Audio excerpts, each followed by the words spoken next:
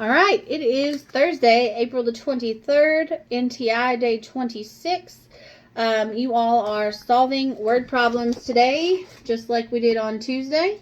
You do have that word, answer choice box up top to help you out. Remember to be crossing those off as you go so that you don't use an answer choice more than it should be used. Use this as something to help check your work.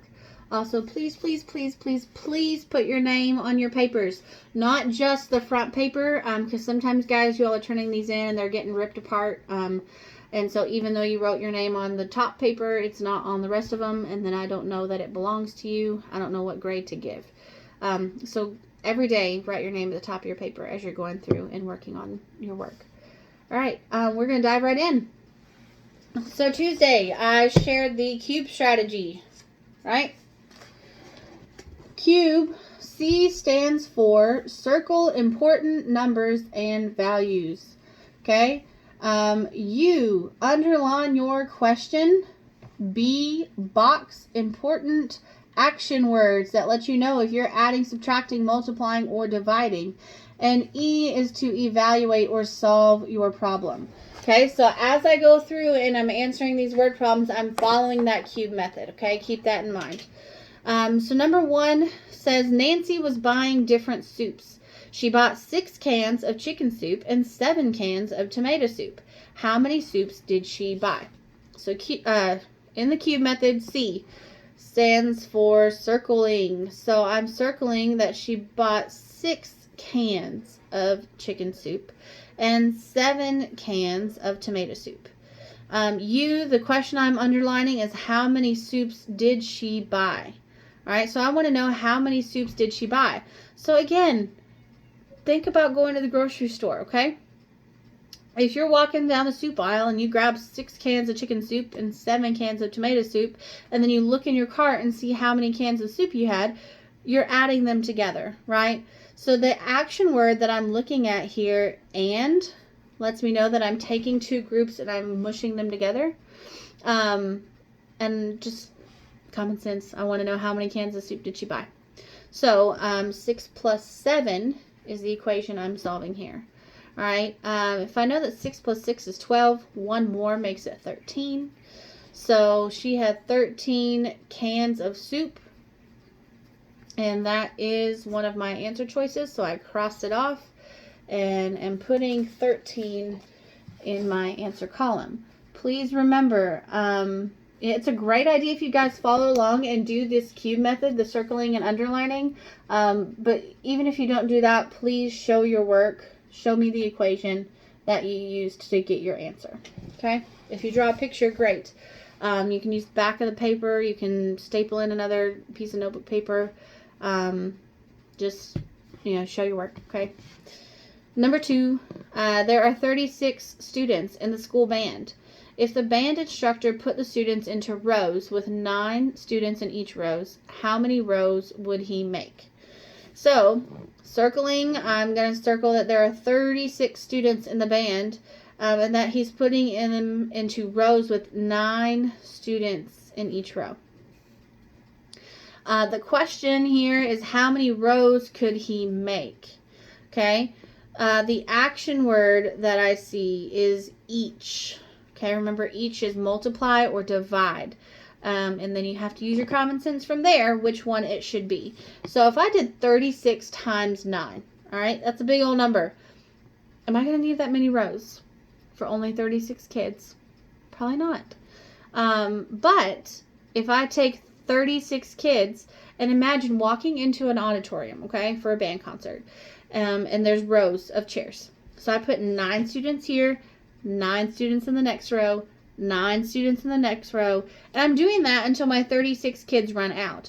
So essentially what I'm doing is figuring out how many groups of 9 will fit into 36. Okay, whenever I'm talking about making those groups and how many times numbers go into another, that is division. So 36 divided by 9. If you know those multiplication facts, you know that 4 times 9 is 36. So 9 goes into 36 4 times. All right, using those inverse operations helps so much. That's why I'm constantly preaching about it, and gave you so much work on multiplication over these last few weeks. So 36 divided by 9 is 4. We need 4 rows of students, and that is an answer choice, so I'm crossing it off and writing it down in my column. All right, number 3. A contractor was buying wall outlets for a new house that he was building. Each room needed 3 outlets. If the house has 3 rooms, how many outlets does he need total? So if I go through and circle, I'm going to circle 3 outlets and 3 rooms. Question is, how many outlets do I need? My action words that I should box: each, which means to multiply or divide. In this case, okay, imagine again, you're going through your house and you're putting a little outlet cover over each outlet. So you walk around into your bedroom and you put 3. Okay, then you go to mom and dad's bedroom and you put 3 more. And then you go to your sister or brother's bedroom and you put 3 more. Okay, what am I doing? Am I getting more outlet covers or am I getting less? More, right? So I'm going to have to multiply. So if I did 3 times 3, that is 9. Okay, I need 9 outlets. That is an answer choice, so I mark it off, put it down. Okay, number 4. Tiffany was sending out birthday invitations to her friends. She sent out 9 on Monday and 6 on Tuesday. How many did she send in total? So I'm going to circle 9 on Monday, 6 on Tuesday. The question that I'm underlining is, how many did she send total? The words, the action words that I'm going to box that let me know if I'm adding, subtracting, multiplying, or dividing. That word "and" lets me know I'm taking the group from Monday and the group from Tuesday and I'm putting them together. Okay. Again, total often means that we're going to add. So, makes sense. If I take 9 plus 6, that is 15. And the answer would be 15 invites. That is a choice on here, so I cross it off, write it in my answer column. Number 5. Oliver was playing games at the arcade. He won 2 tickets from the basketball game and 6 tickets from the coin push game. How many tickets did he get in total? So if I circle that he won 2 tickets from basketball and 6 tickets from coin push, that's how many tickets he got. I know that my question is, how many tickets did he get in total? And my action words, okay, thinking about going to an arcade. I have 2 tickets from one game and 6 tickets from another. When I put them together at the ticket counter to get my prize, I'm adding them into a group. So the word and total, let me know that here. If I have 2 plus 6, that is 8. He has 8 tickets. That is an answer choice. Hopefully the prizes are cheap because he's not going to be getting much. All right, number 6. An architect was building his 2-story house. On the first floor, the house had 8 bedrooms. On the second floor, the house had 3 bedrooms. How many bedrooms does the house have total? Guys, this is this could be a tricky one, all right? So a lot of times in word problems, we see ones that have more numbers than what we actually need to work with. So like if I'm going through here, I see 2, it's written in word form, but I see 2, 8, and 3. So a lot of times your all's first instinct is to take 2, 8, and 3 and you add them together and you get your answer. However, if I read this problem and I think about a house, okay? An architect was building his 2-story house. Great. On the first floor, the house has 8 bedrooms. The second floor, the house has 3 bedrooms. So did I really need to know that it was a 2-story house? No. I mean, it tells me the first floor and the second floor. So that number 2, I don't need to know it. It can go away. I would not circle that because it's not something you need to know. However, where it says on the first floor, the house had 8 bedrooms, I am going to circle 8 bedrooms. On the second floor, the house had 3 bedrooms. I'm circling 3 bedrooms. The question that I'm underlining is how many bedrooms does the house have total? A lot of times that question will help you to figure out what numbers you should be circling, what numbers are important. Okay? In this case, the stories in the house was not important. I just needed to know the numbers of bedrooms, so that's what I circled. The boxing word I'm going to put here is total.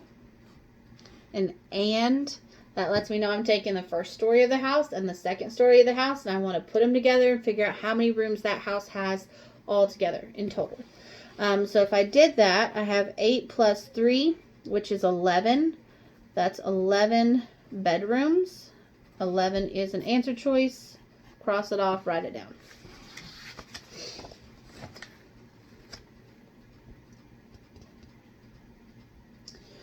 Okay, number 7. Rachel had 36 quarters. If it cost 4 quarters for each Coke from a Coke machine, how many could she buy? So, when I circle my important numbers here, I know she has 36 quarters that she's starting out with, and each Coke is going to cost her 4 quarters. The question I want to know is how many Cokes can she buy? Well, action words that I should box here is each. Remember, each is multiplying or dividing.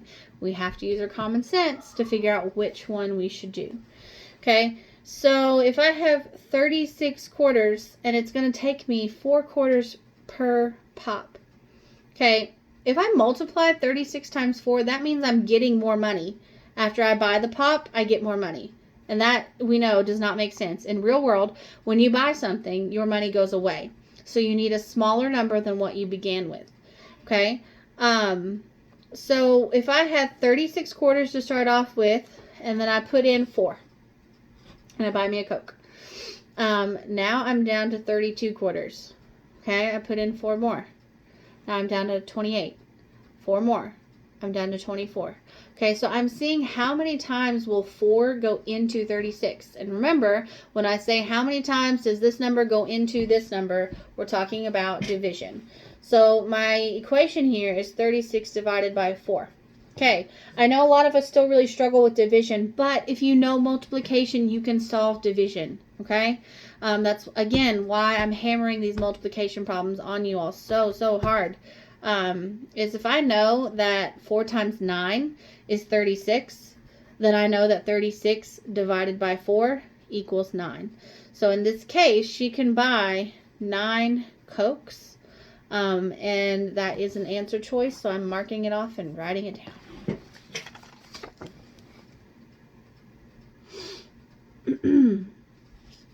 Okay, number 8. Carol was buying soap for her bathroom. She bought 6 packs, with each pack having 2 bars. How many bars of soap did she buy? So I'm going to circle 6 packs, and each pack has 2 bars. The question I'm underlining is how many bars of soap did she buy? The word that I'm going to box is each. Reminds you again that each means to multiply or divide. So thinking about this, if I have 6 packs of soap and each one has 2 bars, and I want to know how many bars I bought, let me draw a picture. So I got 1, 2, 3, 4, 5, 6 boxes here to represent my packs of soap. And I'm going to go through and I'm going to put 2 bars in each pack. Okay, once I do that, I can go through and count how many bars of soap I have. So 2, 4, 6, 8, 10, 12. 12 bars of soap. What I did was 2 times 6 equals 12 bars. And 12 is an answer choice. Okay, number 9. Debbie was placing her pencils into rows with 6 pencils each. If she had 30 pencils, how many rows did she make? All right, think about having a pack of 30 pencils. When I lay them into rows, I'm putting 6 together. So I'm going to circle 6 pencils and that she had 30. All right, the question is how many rows could she make with those 30 pencils? The action word, again, here is each, which means to multiply or divide. So, if I have 30 pencils and I lay out 6, and then I have 6 more, and then I have 6 more, and 6 more, and 6 more. Okay, how many times can I do that until I run out of pencils? So in order to solve this problem, I'm trying to figure out how many times will 6 go into 30, which again means that we're dividing. 30 divided by 6 equals 5. The way I knew that so quickly is because I know that 6 times 5 is 30. All right, so 30 divided by 6 is 5. That is an answer choice. She will have 5 rows. Crossed it off and marked it down. All right, number 10. A pet store had 5 cages of snakes with 9 snakes in each cage. How many snakes did the pet store have in total?